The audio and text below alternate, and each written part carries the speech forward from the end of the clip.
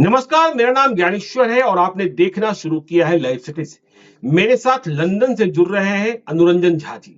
अनुरंजन झा जी देश के वरिष्ठ पत्रकार हैं, लंदन में रहते हैं और मूल रूप से बिहार के रहने वाले हैं। जितने भी सोशल मीडिया के प्लेटफॉर्म हैं, डिजिटल प्लेटफॉर्म हैं, बहुत ही एक्टिव रहते हैं। और इधर पत्रकार हैं तो अपनी राय रखेंगे ही रखेंगे। बिहार के हैं तो बिहार में जो उठापटक होगी उस पर भी नजरिया होगा ही होगा। मैं लगातार देख रहा हूं कि जब से बिहार का राजनीतिक घटनाक्रम बदला, तेजी से बदला, पलटा पलटी हुई, पलटाशन हुआ, अनुरंजन झा जी गुस्से में है। एक बिहारी होने का दर्द उनके भीतर हमने महसूस किया। लंदन में है अनुरंजन झा जी। बिहार का जो घटनाक्रम है वह किस तरीके से आप देख रहे हैं और आपके मन में क्या बातें उठी, क्योंकि गांव में तो बात होती ही होगी, लोग क्या सोच रहे हैं और आपका नजरिया क्या है? नमस्कार ज्ञानेश्वर जी, सबसे पहले तो नमस्ते। बहुत-बहुत शुक्रिया कि आपने ये मौका दिया अपने प्लेटफ़ॉर्म पे अपनी बात रखने का। जी, और जी, मैं तो जो बातें रखता हूँ वो सबके सामने आती हैं, और आप जिस माध्यम से, जिस तरीके से पूरे बिहार की बातें रखते हैं, ये भी बहुत सराहनीय है। आपका जी, आपका जो प्रश्न है कि क्या महसूस करता हूँ? तो देखिए, जी, हमारी उम्र के जो लोग हैं बिहार में ख़ास तौर पे रहने वाले, जो बिहार से बाहर भी निकले या जहाँ भी हों, वो सब लोग बदलाव के पूरे दौर को देख रहे हैं। मतलब हमने बिल्कुल। 90 से पहले की भी कुछ चीज़ें देखी, 90 के बाद की भी जी, चीज़ें देखी, और पिछले 35 सालों से हुँ, जो बिहार में हो रहा है, उस पे एक गहरी नज़र हम लोग रख रहे हैं। तो तकलीफ़ तो जी, होती है, और हुँ, तकलीफ़ के साथ-साथ मैं बार-बार जिस गुस्से की बात आप कर रहे हैं, मैं बार-बार बिहार की पब्लिक को ज़्यादा दोषी मानता हूँ। इसलिए मैं उनको ज़्यादा कटघरे खड़ा करता हूँ। क्योंकि हुँ, अगर वोटर तो वही हैं, जिता करके जी, किसी भी दल को सत्ता में वही पहुँचाते हैं। तो हुँ, ये कहना कि उनका दोष नहीं है, मैं इस बात से इत्तेफ़ाक व्यक्तिगत तौर पे नहीं रखता। हालाँकि जब लोग जी, कहते हैं कि व्यक्तिगत वो मतलब पब्लिक क्या करेगी, उसके पास ऑप्शंस हुँ, नहीं हैं। तो ये सब बातों को लेकर के हमें लगता है कि ज्ञानेश्वर जी, जो हो रहा है बिहार में ना, ये बिहार के वर्तमान के लिए तो जायज़ जैसा हो, भविष्य के लिए भी जी, बेहतर नहीं है।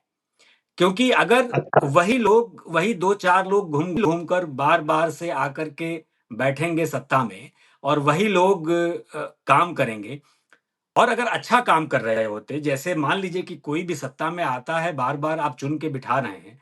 अगर आपका विकास हो रहा होता, आपके लिए अच्छा काम कर रहे होते, तो आप 10, 20 साल, 25 साल, क्या 50 साल बिठाइए। लेकिन अगर आपका बिल्कुल, विकास नहीं हो रहा है और हुँ, आप उनको बिठा रहे हैं, तो इसकी 2 वजह हो सकती है। या तो आप बहुत ही नासमझ हैं, मूर्ख की शब्द का इस्तेमाल नहीं करना चाहिए, लेकिन नासमझ हैं आप, या आप में बिल्कुल जातिवाद और धर्म और बाकी चीज़ें ऐसी भरी पड़ी हैं कि जिसके आधार पर आप वोट देकर किसी को सत्ता में बिठाते हैं। तो वहाँ जाकर के जी, समस्या ज्ञानेश्वर जी बढ़ जाती है, और ये हाल के दिनों में आप देख रहे हैं बहुत गंभीरता से। तो इस पे थोड़ा-सा हम लोगों को लगता है कि जागरूक होकर काम करने की ज़रूरत है, और पब्लिक को ये बताना चाहिए, राजनेताओं को या राजनीतिक सत्ता को, कि भाई देखो, तुम मुझे फॉर ग्रांटेड मत लो। भाई हुँ, आप हमको जैसे घुमा देंगे वैसे हम चले जाएँगे, ये ठीक नहीं है। मैं जैसे एक उदाहरण के तौर पे ज्ञानेश जी आपको बोलूँ कि हम और आप, पता चला कि किसी दिन मैच देखने गए फुटबॉल का, दर्शक की जी, दीर्घा में बैठे हैं, 2 टीमें हुँ, आमने-सामने हैं, और दोनों टीमों के कैप्टन एक साथ मिल के कहें दर्शकों को कि भाई तुम आ जाओ मैदान में, हम तुम्हारे साथ खेलेंगे, हम तो एक ही हैं। यही स्थिति बिहार में जी, हो रही है कि हम भाई, हुँ, वोटर दर्शक है, और दर्शक के साथ ही, वोटर के साथ ही राजनेता खेल रहे हैं। वोट किसी को दीजिए, जी, सत्ता में वही पहुँचते हैं। आप किसी के खिलाफ वोट दीजिए, सत्ता में वो पहुँच जाते हैं। मुख्यमंत्री तय है, मतलब वो कहना है ना कि दूल्हा तय है, बाराती बदल रहे हैं। तो भई जी, एक बिल्कुल, मतलब इस्लाम में भी 4 4 बार शादी का ज़िक्र है। तो ये जी, यहाँ तो 9 बार हो गया, मतलब कितना बर्दाश्त करेंगे? तो ये एक बार थोड़ा सोचना चलिए, चाहिए। आपने कहा, अनुरंजन जी, आपने कहा 9वीं बार मुख्यमंत्री बन गए और आपने जाति की बात मिलाई। देखिए, मैं जब बिहार में हूँ, आप तो लंदन में बैठे हैं, आप वहाँ से जानकारियाँ प्राप्त कर रहे हैं। हम बदलता हुआ क्या देखते हैं? जब भी नीतीश कुमार बदलते हैं, पलटते हैं, नीतीश कुमार ही पलटते हैं, ऐसी बातें क्यों कहें, इस पर भी आगे हम चर्चा करेंगे। लेकिन अभी पलटने पर हम देख रहे हैं कि जब नीतीश कुमार महागठबंधन की सरकार के मुखिया थे, तो बिहार की सवर्ण जातियों के लोग उन्हें पलटी राम कह रहे, पलटू राम कह रहे, चाहे वो भूमियार हो, ब्राह्मण हो, राजपूत हो, कायस्थ। और अब जब वे एनडीए में आ गए, लालू यादव का साथ छोड़ दिया, तो जो अब ओबीसी और ओबीसी की जाति मुख्य रूप से वो कह रही है कि पलटू राम है। और ये जो भूमियार, राजपूत, ब्राह्मण, कायस्थ पहले कह रहे थे पलटू राम है, उन्हें तो लग रहा है कि नीतीश कुमार बहुत अच्छे हैं, अब बिल्कुल अच्छी जगह पर आ गए। लेकिन आगे कब पलट जाएंगे? तो जो आपने कहा कि बिहार की जनता नासमझ, बिहार की जनता का सोच, बहुत लोग कहते हैं घटिया, तो यह जनता ही है जो इन्हें सर आंखों पर बैठाए हुए है। और फिर आपने कहा पलटने की बात, हम ये क्यों कहें कि नीतीश कुमार ही पलटते, हम ये क्यों ना कहें कि बीजेपी भी पलटती है, जिनके लिए आपने दरवाजे खिड़कियां बंद रखे थे, कैसे खुल गए। हम क्यों ना कहें कि लालू यादव पलटते हैं। सभी सिर्फ और सिर्फ कुर्सी के भूखे हैं। मेरी बातों से आप कितना सहमत होंगे, एक बिहारी होने के नाते आपकी राय, अनुरंजन मैं जी। आपकी बात से ज्ञानेश्वर जी 100% सहमत हूं। मैं तो कह रहा हूं जी। कि बिहार में कौन पलटू राम हम्म, नहीं है। आप किसी हम्म, भी दल का देख लीजिए, आप आज उसके साथ नहीं है, कल उसके साथ चले जाते हैं। और अभी जो आपने कहा कि नीतीश कुमार ही क्यों, देखिए नीतीश कुमार की चाहे जो राजनीति हो, भारतीय जी। जनता पार्टी और आरजेडी के पास नीतीश कुमार के कद का कोई चेहरा नहीं है। वो क्यों नहीं है? बिहार में। क्योंकि नीतीश, बिहार की हम्म, बात कह रहे हैं, तो नीतीश कुमार जी। के कद का चेहरा नहीं है। वो क्यों नहीं है? क्योंकि हम्म, नीतीश कुमार इस भ्रष्ट राजनीति के दौर में कम से कम व्यक्तिगत तौर पर भ्रष्ट व्यक्ति नहीं है। तो जी। जब जब आप उन पर भ्रष्ट आचरण के आरोप नहीं लगाएंगे या भ्रष्टाचार के आरोप हम्म, नहीं लगाएंगे, तो जब दूसरी तरफ आप देखते हैं और अपाद मस्तक भ्रष्ट लोगों को देखते हैं, तो समस्या वहां आकर के अटकती है। और पलटू राम तो हर कोई है। मैं तो बिहार की जनता को भी कहता हूं ज्ञानेश्वर जी, एक कदम आगे बढ़कर, कि आपको समझ जी। में नहीं आती बात कि आपको बार बार, एक बार चलिए मान लिया कि जब हम्म, 2020 में या 2017 में मान लीजिए कि जब छोड़कर चले गए, तो एक बार की घटना से समझ में आती है कि आपको बहुमत मिला किसी के साथ, आप किसी के साथ चले गए। लेकिन जब आप दूसरी बार कर रहे हैं, फिर आप तीसरी जी। बार कर रहे हैं, तो जब बार बार हम्म, कर रहे हैं, तो क्या पब्लिक को भी ये बात समझ में नहीं आनी चाहिए कि हम किसको वोट दे रहे हैं, हम किसके हम्म, आधार पर वोट दे रहे हैं? हम वोट दे रहे हैं कि हमारा मुख्यमंत्री कौन हो, या हम वोट दे रहे हैं कि हमारा विकास कैसा हो, हमारी राजनीति बिल्कुल। कैसी हो। अगर बिहार की हम्म, पूरी जनता इस बात पर वोट दे रही है कि हमारा मुख्यमंत्री नीतीश कुमार ही रहना चाहिए, चाहे पीछे से कोई और भी हो, तब तो कोई बात ही नहीं है। लेकिन मुझे हम्म, व्यक्तिगत तौर पे ऐसा नहीं लगता कि पूरे बिहार की जनता ये सोचती होगी कि कुछ भी हो जाए, नीतीश कुमार ही मुख्यमंत्री रहने चाहिए। अगर जी। ऐसा नहीं है, तो बिहार की जनता को भी सोचना चाहिए कि आखिर ऐसी क्या वजह है कि एक आदमी बार-बार मुख्यमंत्री बनता है और दूसरे-दूसरे दलों के साथ बनता है। मतलब आप देखिए ना, दुनिया भर के इतिहास, राजनीतिक इतिहास पर जब आप चर्चा करेंगे जी। और आप देखेंगे हम्म, ज्ञानेश्वर जी, तो पूरी दुनिया में एकमात्र व्यक्ति और एकमात्र ये कहानी है बिहार की कि अपनी ही सरकार गिरा करके और अपनी ही सरकार के मुखिया बनते हैं मुख्यमंत्री नीतीश कुमार, और बार-बार बनते हैं। जी। पूरी दुनिया में कहीं नहीं हम्म, होता है कि अपनी हम्म, सरकार गिरा दिया और किसी दूसरे के साथ का समर्थन लेकर के फिर बन गए, और बार-बार। तो जी। ये तो अद्भुत हम्म, व्यक्तित्व है। और मैं जी। दोषी और जितना नीतीश कुमार को मानता हूं, उससे कहीं ज्यादा बीजेपी को, आरजेडी को और बिहार की जनता को मानता हूं कि भाई आप आज की तारीख में पहले जैसे मान लीजिए, हम सब लोग जानते हैं कि तेजस्वी पहले कई बार कह चुके हैं कि मैं चाचा के साथ जाऊंगा तो क्या लोग मुझे पलटू राम नहीं कहेंगे। वो गए। बिल्कुल। हम्म, जब अमित शाह कहते हैं कि दरवाजे बंद है, तो आपने दरवाजे खोले। जब सम्राट चौधरी जी। कहते हैं कि पगड़ी उतार दूंगा, तभी उतारूंगा जब मैं उनको सत्ता से हटा दूंगा, तो आप उनके साथ डिप्टी सीएम बने। अब ये जी। सारी चीजें हो रही हैं। इसका मतलब ये है कि वोट की राजनीति में आपको ना बिहार से मतलब है, ना बिहारियों से मतलब है। आपको वोट की राजनीति करनी है और उसमें दोष पब्लिक का ये है कि हमारे अंदर जातिवाद इस कदर बैठ गया है कि हम उसके जी। ऊपर सोच ही नहीं पा रहे हैं। मैं पिछले दिनों मैं किसी एक नेता से बात कर रहा था, तो उन्होंने कहा कि हम्म। आपको ये पूछना चाहिए जनता से कि भाई स्कूल में पढ़ाई हो इस नाम पर कितनी बार वोट दिया है? उसके जिले में अस्पताल बन जाए बढ़िया इसके नाम पर कितनी बार वोट दिया है? उसके गांव में अब तो इसकी लाइब्रेरी कोई बन बात ही जाए। नहीं करता।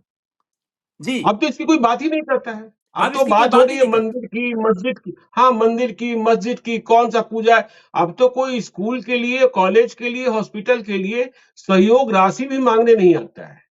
अब तो आता है कि ये मंदिर बनने के लिए दे दो, ये अनुष्ठान चल रहा है, ये इस व्रत का यज्ञ हो रहा है। लेकिन एक बात और अनुरंजन जी समझना चाहते हैं, देखिए पब्लिक की सोच और जो चुनावी रणनीतिकार हैं ये मानते हैं कि बीजेपी, जिसके पास नरेंद्र मोदी जैसा ब्रांड, मजबूत प्रधानमंत्री, और बीजेपी जो यह कह रही है कि अयोध्या में रामलला को हम ले आए, तो उनके पास मोदी भी थे और रामलला भी आ गए थे।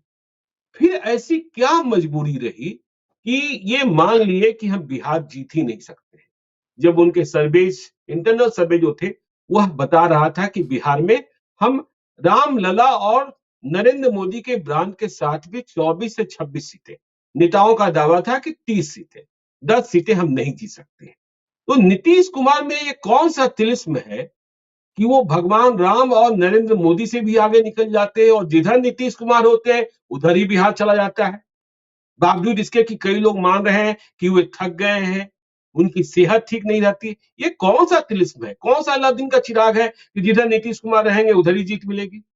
देखिए, इसमें ना 2 बातें हैं और जी। अमित शाह जी और नरेंद्र मोदी प्रधानमंत्री के मन की बात तो हम लोग नहीं जान पाते या नहीं जान सकते हम्म। कि उनके मन में क्या जी। चल रहा है।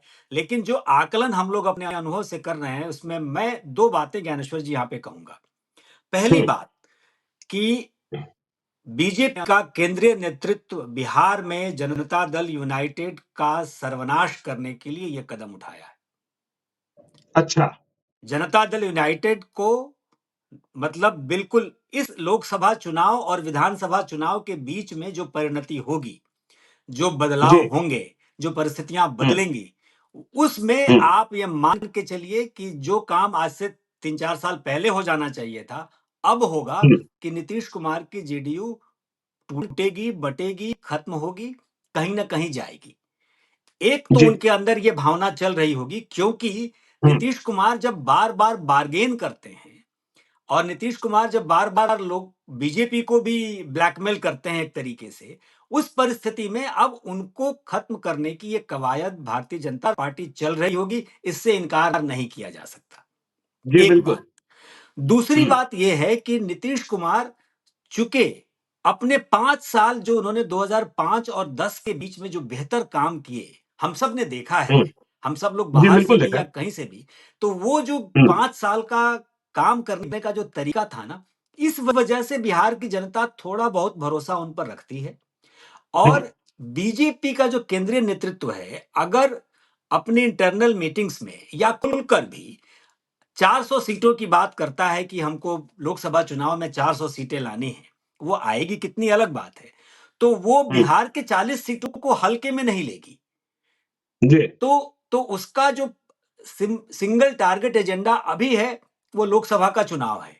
लोकसभा हम्म। चुनाव के बाद नीतीश केंद्र में जाएंगे, बिहार में सत्ता परिवर्तन होगा या नीतीश के साथ फिर गठबंधन टूटेगा, क्या होगा ये कुछ भी हो सकता है।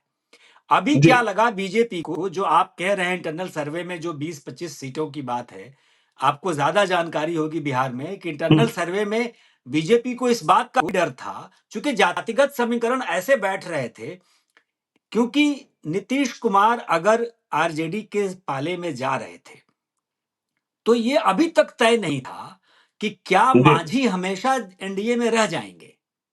ये हम्म। अभी तक तय नहीं था कि क्या चिराग पासवान नीतीश कुमार को नुकसान नहीं पहुंचाएंगे, जैसे कि जी। उन्होंने पहुंचाया विधानसभा विधानसभा में। के चुनाव में। तो ये सब जो डर था ना, इन सारे डर की वजह से बीजेपी को लगा कि भाई हमको अगर कहीं न कहीं ऐसे फैक्टर्स में हम फँस गए, मेरी 4-5 सीटें कम हो गई, 10 सीटें कम हो गई। आज देखिए कितनी जी 17 सीटें हैं बिहार में बीजेपी के पास। हम्म, और अगर हम्म, मान लीजिए कि 4-5 सीटें कम हो जाती, तो उनका तो नुकसान ही था। जो बिल्कुल उनका अपना व्यक्तिगत टारगेट, तो व्यक्तिगत जी पार्टी का जो टारगेट है वो अचीव करने के लिए मुझे लगता है कि बीजेपी ने एक बार ये अंदर-अंदर सारे आरोप प्रत्यारोप को झेलने की रणनीति बनाई होगी कि कोई नहीं। हम्म, और मैं तो कहता हूं कि अमित शाह ने जब एक बार कह दिया है कि चुनावी जुमला है, तो मंच पे कही गई हर बात चुनावी जुमला है। उन्होंने कहा कि दरवाजे बंद हो जाएंगे, वो भी चुनावी जुमला है। आज वो जी कह रहे हैं नीतीश बहुत बेहतर मुख्यमंत्री हैं, कल को हटाएंगे तो कहेंगे कि भाई हम हमारा साथ नहीं चला, चुके उन्होंने गड़बड़ कर दी। तो ये बहुत सारी चीजें हम्म, हैं इसमें। और एक बात हमेशा, एक चीज और हम लोगों को ध्यान में रखनी होगी ज्ञानेश्वर भाई, कि आप देखिए कि बिहार में लालू यादव और उनके परिवार पर जो भ्रष्टाचार के आरोप हैं, जी उससे पार पाना उस परिवार के लिए बहुत मुश्किल है। बहुत मुसीबत है जी और इस वजह से जब भी बात आती है गठबंधन की, तो कोई भी पार्टी उनके साथ रहेगी, वो एक झटके में उनसे अलग हो सकती है कि आप लोग भ्रष्ट हो। तो जी ये एक अगर बिहार की राजनीति में जाहिर सी बात है कि लालू का दबदबा बहुत ज्यादा है। और मैं तो स्पष्ट हम्म, तौर पे कहता हूं कि पिछले 50 सालों में लालू के कद का कोई नेता बिहार में नहीं हुआ है। लेकिन नहीं पिछले हुआ है 50 सालों में लालू से जितना भ्रष्टाचार भी ज्यादा किसी की सरकार में नहीं हुआ है। तो ये भी जी दोनों एक तरफ से देखा जाता है।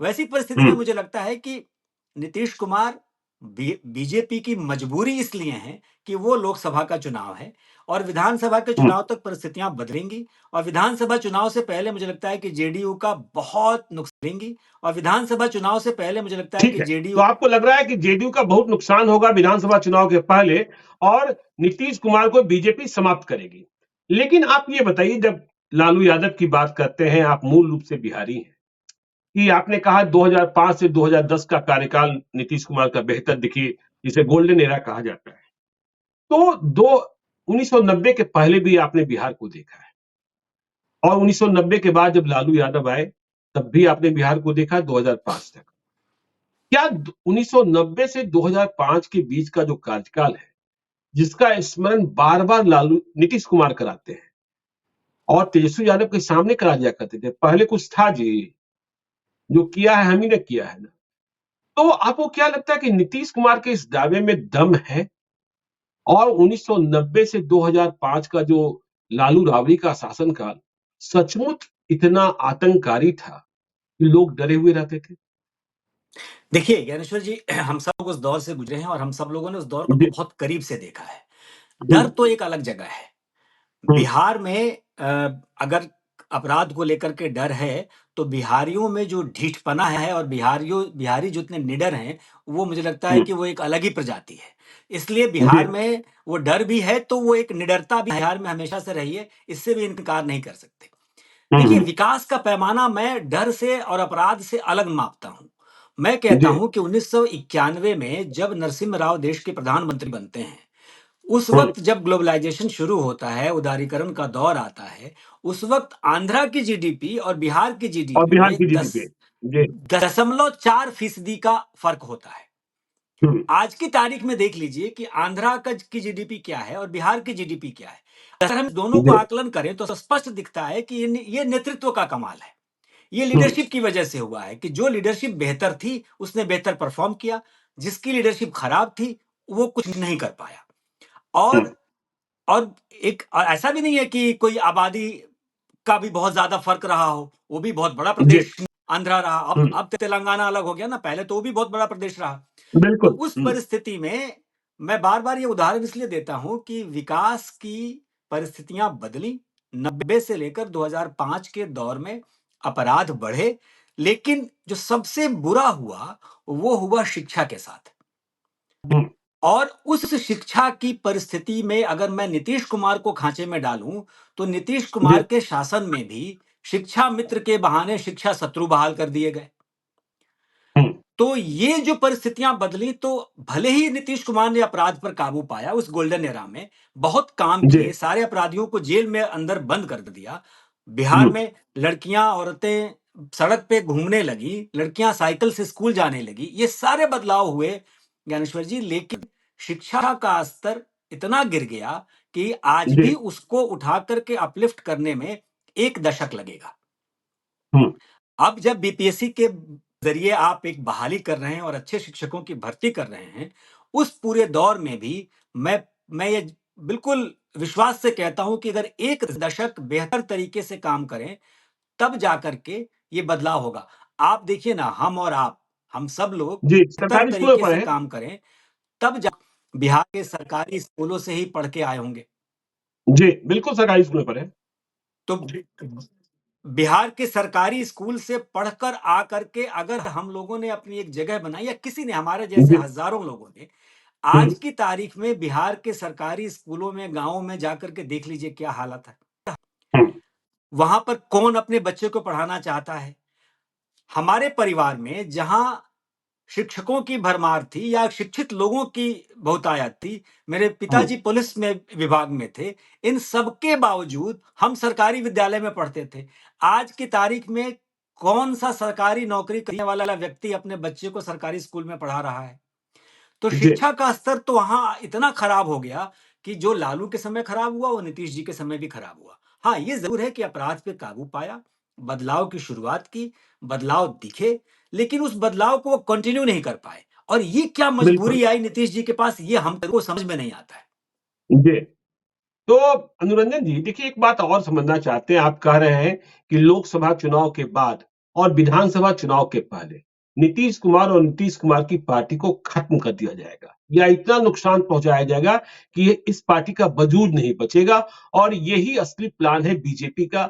बीजेपी के चाणक्य हैं अमित शाह, और जिस तरीके से अभी समझौता किया गया, तो जब आपको ये लगता है कि नीतीश कुमार समाप्त कर दिए जाएंगे, लालू यादव सजायाफ्ता हो गए, रामविलास पासवान नहीं रहे, तो जो नया नेतृत्व है, नया नेतृत्व, यदि हम तेजस्वी यादव की बात करें, युवा चेहरों की बात करें, हम चिराग पासवान की बात करें, प्रशांत किशोर की भी बात करें, और बीजेपी में सम्राट चौधरी की बात करें, तो क्या आपको लगता है कि ये आगे चलकर अच्छे शासक, प्रशासक, अच्छा नेतृत्व प्रदान कर सकते हैं? और इस रेस में सबसे आगे आप किसे देखेंगे भविष्य में? देखिए, इस रेस में कोई भी आगे आ सकता है ज्ञानेश्वर जी, इसलिए जी। कि परिस्थितियां किस करवट बैठेंगी कहना मुश्किल है। हम्म। बिहार के लिए भी बहुत बेहतर है कि ये जो 3 पार्टियों की जो गठबंधन चल रही है ना, उसमें से एक हम्म। पार्टी खत्म हो जाए। तो जी। बीजेपी तो खत्म हो नहीं सकती, इसलिए कि हम्म। बीजेपी जब देश में इतनी बड़ी पावर के साथ है, तो बिहार में खत्म होगी ऐसा तो संभव नहीं है। जी। लालू की जो वोट बैंक है, लालू यादव की पार्टी का, उस वोट बैंक को चुनौती देना बहुत आसान नहीं है कि उसको खत्म कर हम्म। दिया जाए। जी। जब वो पिछले चुनाव में लोकसभा में एक सीट नहीं है, तब भी इतने ताकतवर हैं, तो आप समझ हम्म। सकते हैं कि इससे बुरा उनके लिए क्या होगा। मैं लालू बिल्कुल। यादव और उनकी पार्टी के लिए इस्तेमाल करता हूं कि वो फिनिक्स हैं, वो इतनी हम्म। जल्दी खत्म नहीं होंगे। हम्म। लेकिन जेडीयू सबसे कमजोर पार्टी है, और जेडीयू के साथ जो नेता हैं, उन नेताओं का अपना कोई आधार नहीं है। वो नीतीश कुमार के आधार पर आगे बढ़ रहे हैं, आप बेहतर जानते हैं। हमें जी। लगता है कि उसमें से कुछ लोग तेजस्वी के साथ जाएंगे और कुछ लोग बीजेपी के साथ आएंगे। जो नहीं आएंगे, जो गड़बड़ होंगे, वो जेल जाएंगे। परिस्थितियां हम्म। तो ऐसी बनेंगी ही बनेंगी। और इस बार अगर तेजस्वी थोड़ी सी भी अपनी समझदारी का इस्तेमाल करेंगे, तो वो भी नीतीश कुमार की पार्टी को खत्म होने देने में अपनी भूमिका निभाएंगे। अच्छा। क्योंकि उसके उसके बाद लड़ाई सीधे-सीधे बीजेपी और आरजेडी की होगी बिहार में। हम्म। और जी। उसमें फिर क्या है कि उसमें करिश्मा दिखेगा, उसमें आपका ऑरा दिखेगा, उसमें आपकी राजनीति दिखेगी। हो सकता है कि इस विधानसभा चुनाव में अब आरजेडी को पूर्ण बहुमत नहीं मिले, हो सकता है बीजेपी को नहीं मिले, लेकिन ये कुछ चेहरे सामने आएंगे।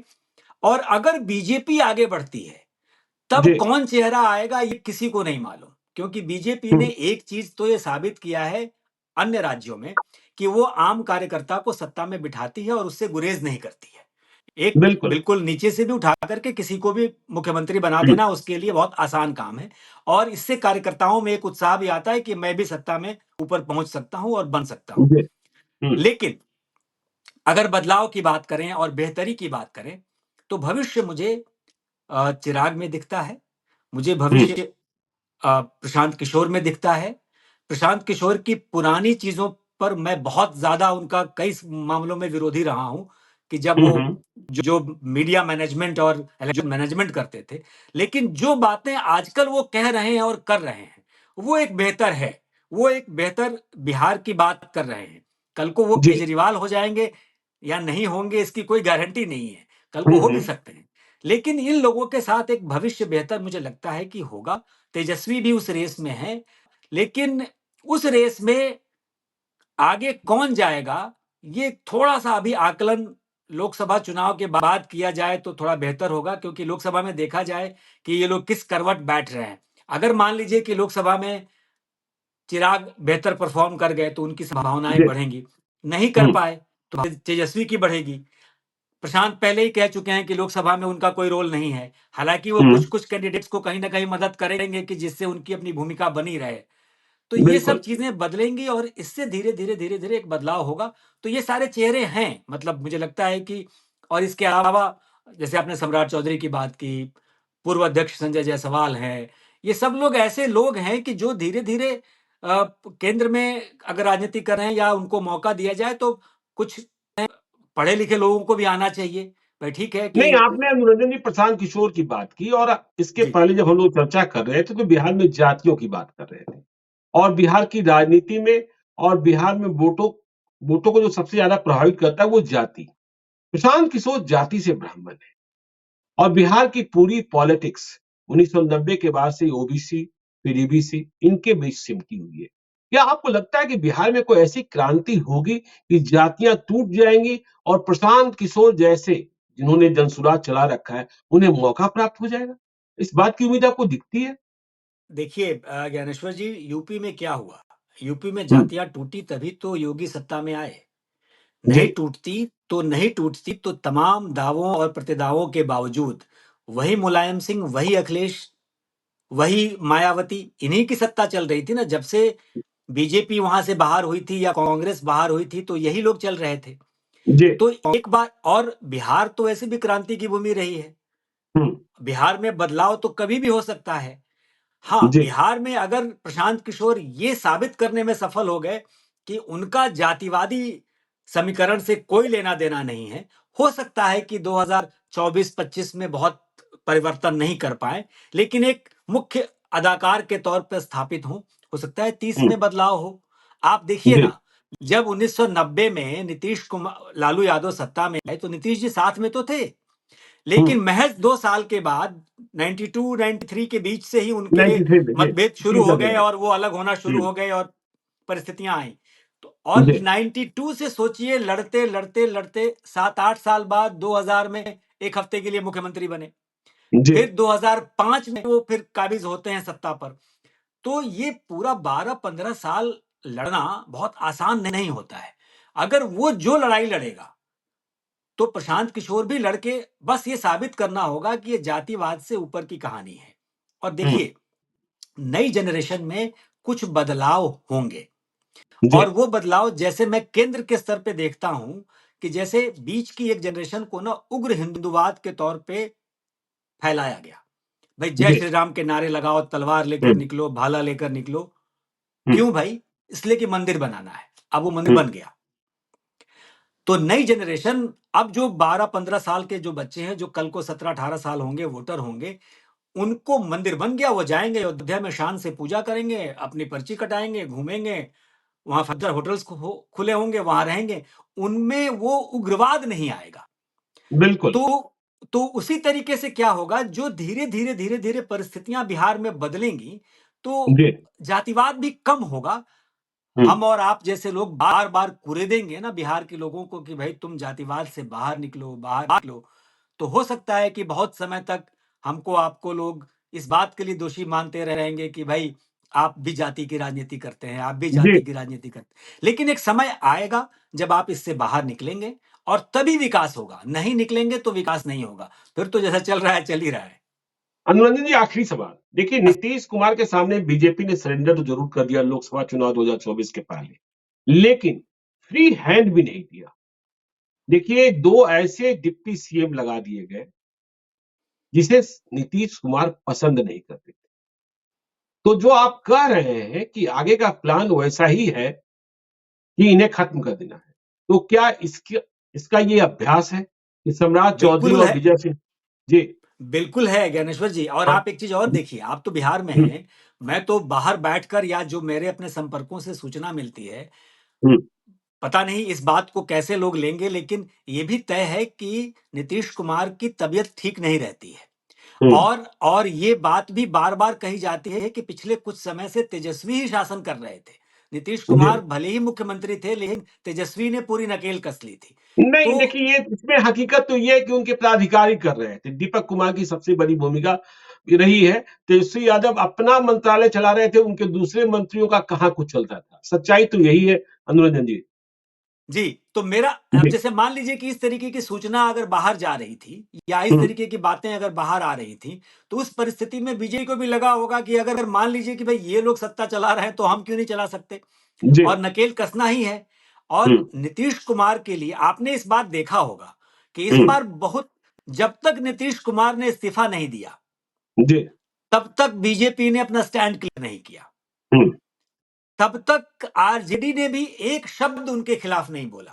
हुँ, सबसे पहली बात आरजेडी के खिलाफ भी जेडीयू के प्रवक्ता ने ज़रूर बोल दी। हुँ, 2, 4, 5 घंटे पहले कहानी बदल दी और कहा कि भई ये तेजस्वी पे आरोप लगा दिए। लेकिन हुँ, इस पूरी राजनीति में जब तक नीतीश कुमार ने इस्तीफा नहीं दिया था, तब जी। तक कोई भी दूसरी पार्टी कोई भी बात कहने से कतरा रही थी। तो जब नीतीश कुमार ने इस्तीफा दे, अच्छा आप सोचिए 1 मिनट, मैं बिल्कुल हाइपोथेटिकल बात कह रहा हूँ कि नीतीश कुमार ने जी, जी। इस्तीफा दे दिया होता और देने के बाद अमित शाह कहते कि नहीं जी हम आपके साथ सरकार नहीं बनाएँगे। हुँ, हुँ। तो क्या होता? तो फिर क्या परिस्थिति होती? फिर तो हुँ, चुनाव में ही जाना पड़ता, क्योंकि जी, बिल्कुल। आरजेडी आती इसकी संभावना भी लगभग खत्म हो गई थी। हुँ, तो इसलिए मेरा ये कहना है कि बीजेपी तो बिल्कुल इस बार फूँक-फूँक के तो पहले भी कदम रखती थी, इस बार तो वो ठोक बजा के आ रही है, कि भाई इस ठोक बार बजाते हैं। ठोक बजा के इस बार तो हम आपको खत्म करेंगे। और ये बात अगर जेडीयू को समझ में नहीं आ रही है, तो मुझे लगता है कि पता नहीं किस किस्म के राजनेता हैं और किस तरीके की राजनीति करते हैं। तो चलिए अनुरंजन जी, आपकी भविष्यवाणी ये है कि बीजेपी ने इस बार जो चाल चली है वह सधी हुई चाल है और जेडीयू को खत्म करने की चाल है। और तेजस्वी यादव भी चाहेंगे कि जेडीयू अब खत्म ही हो जाए ताकि मुकाबला आमने सामने हो। बिहार को लेकर हम चर्चा आपसे कभी कभी मौके बेमौके करते रहेंगे। आप लंदन में रहते हैं, लेकिन बिहार से आपका नाता है, रिश्ता है, गांव है, घर है। तो आज आप हमारे साथ जुड़े, इसके लिए धन्यवाद। चलते-चलते हम अपने दर्शकों से कहते हैं कि यदि आप अब तक आपने हमारे यूट्यूब चैनल लाइक्स को सब्सक्राइब नहीं किया है, तो जरूर कर लीजिएगा। और यदि इस वीडियो को फेसबुक पेज के माध्यम से देखें तो पेज को लाइक कीजिएगा। ट्विटर पर भी हमें फॉलो कीजिए। धन्यवाद।